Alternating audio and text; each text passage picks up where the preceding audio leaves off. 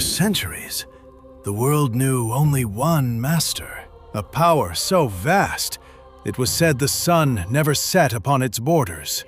Across the oceans, the Spanish fleet carried the crown's will to every corner of the world. Nuestro imperio crece. Sueño con un reino tan vasto que el sol nunca se atreva a ponerse sobre él. The tercios marched across continents, unstoppable, undefeated. Their steel crushed every rebellion. Their flags flew over every horizon. No king dared to challenge them. No nation dared to rise against the crown. They built cities on foreign soil. They extracted silver from stolen mountains. They wrote laws in a language the people did not choose. For 3 centuries, the New World suffered in silence. But silence has its limits. But empires are built on fragile ground. In the heart of the South, a new spirit was brewing. A spirit that would no longer bow to the old world. 1816. The year a nation broke the chains of the crown. A debt was written in blood, and centuries later, that debt is calling.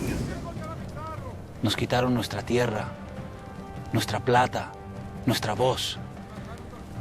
Pero nunca podrán quitarnos lo que arde dentro de nosotros. In 1776, the Spanish crown created the viceroyalty of the Rio de la Plata. This vast territory covered what is today Argentina, Uruguay, Paraguay, and parts of Bolivia. Buenos Aires became its capital. The crown's grip tightened. Taxes rose. Silver flowed only one way, toward Madrid. Then came 1808. Napoleon Bonaparte invaded Spain and removed King Ferdinand VII from his throne. The empire that had ruled the New World for 3 centuries suddenly had no king. In the colonies, a question spread like fire through dry grass. If there is no king, who do we obey? On May 25, 1810, the citizens of Buenos Aires gathered and did something that had never been done before. They removed the Spanish viceroy and formed their own government. They called it the Primera Junta. It was not yet independence, but it was the first crack in the crown's armor. For 6 years, the revolution fought to survive. General José de San Martín crossed the Andes with his army in the dead of winter.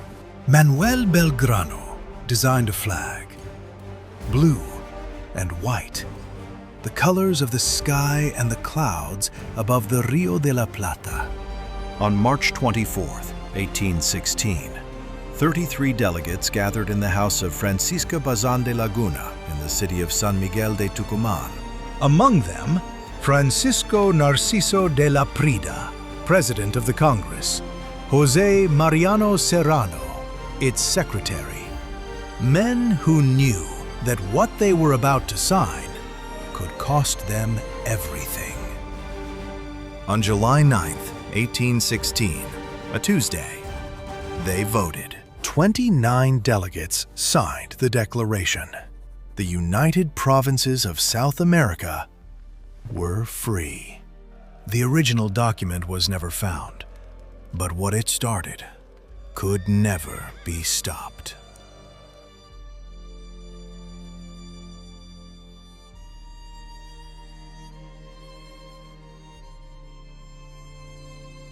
Two centuries later, the descendants of that revolution walk onto a different battlefield, but the fire is the same. Independence was declared, but Spain did not simply walk away. For 8 more years, the war continued. Royalist forces poured down from Peru. They struck the northern provinces again and again. The battles of Tucumán, Salta, and Vilcapugio were fought with blood and steel on both sides. But Argentina had a weapon Spain did not expect. José de San Martín looked at his maps and made a decision that would change history. Instead of attacking Peru from the north, where every army before him had failed, he would go around, across the Andes, through Chile, strike from the west. No iremos al norte, iremos al oeste, a través de los Andes, por Chile.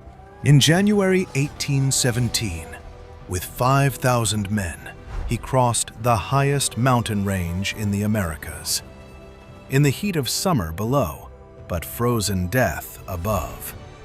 With no roads, no supply lines, just will. On February 12, 1817, at the Battle of Chacabuco, San Martín crushed the Spanish royalist forces. Chile was free, and the road to Peru, the last stronghold of the Spanish crown in South America, was open. The empire that had ruled for 3 centuries was crumbling.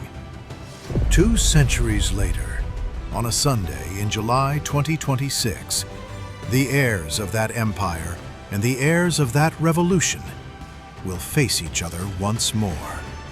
The battlefield has changed, but the stakes have not. Otra vez frente a frente. ¿Qué crees que pasará? Hemos aprendiendo del pasado. Estamos más preparados, pero también nos conocemos bien.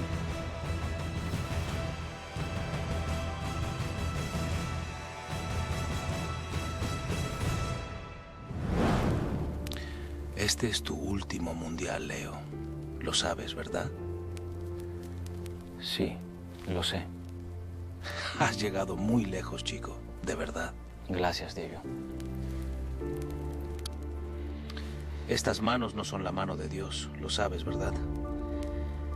Pero hay una verdad. Tenemos un talento que Dios nos dio y lo usamos muy bien. Tu nombre nunca será olvidado, como el mío. ¿Te acuerdas del día que lo viste por primera vez? Era un niño pequeño y ahora ese niño está intentando quitarte la Copa del Mundo. Sí, es muy extraño. La vida a veces hace estas sorpresas. Si le pierdes ese momento, pasará a la historia como algo que nunca será olvidado. Pero no importa tanto, porque tú ya eres parte de la historia. Diego.